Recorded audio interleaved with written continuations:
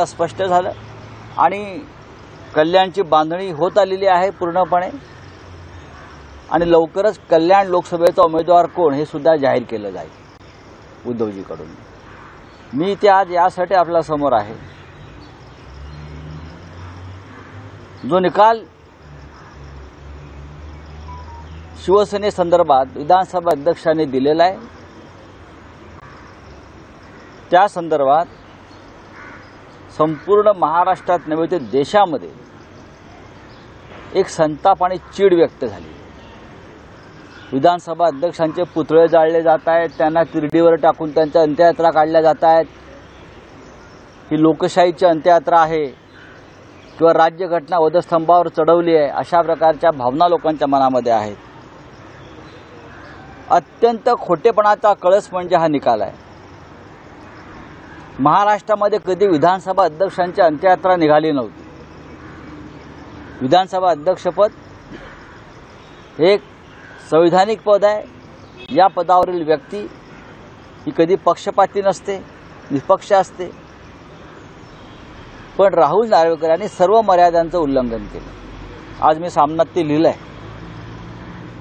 या सगळ्याची चिरफाड करणारी एक महापत्रकार परिषद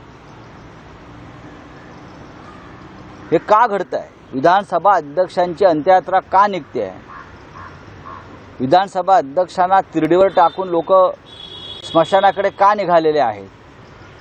हे चित्र जरी महाराष्ट्राला शोभणारं नसलं तरी का घडतंय? या संपूर्ण निकालाची चिरफाड करणारी एक पत्रकार परिषद, महापत्रकार परिषद उद्धव ठाकरे ही जनतेच्या न्यायालयात घेणार आहेत। 16 तारखेला सायंकाळी 4 वाजता वरळीला डोम सभागृहामध्ये अनेक मान्यवर उपस्थित असतील, कायदेशीर क्षेत्रातले काही प्रमुख लोक उपस्थित असतील आणि जनतेला आमंत्रण देण्यात आलेलं आहे। जनतेच्या न्यायालयामध्ये या निकालपत्राची चिरफाड होईल। या संदर्भात अधिक माहिती स्वतः आम्ही उद्या पुन्हा एकदा ही तर अधिकृतच आहे, पण स्वतः उद्धवजी सुद्धा त्याच्यावर चर्चा करतील, आपल्याशी बोलतील। पण देशातल्या इतिहासातली अशी खुली पत्रकार परिषद ही प्रथमच महाराष्ट्रामध्ये डोम सभागृहात माननीय उद्धव ठाकरे घेत आहेत जनतेसमोर। लोकशाही मराठी ऐका, पहा, जागरूक रहा।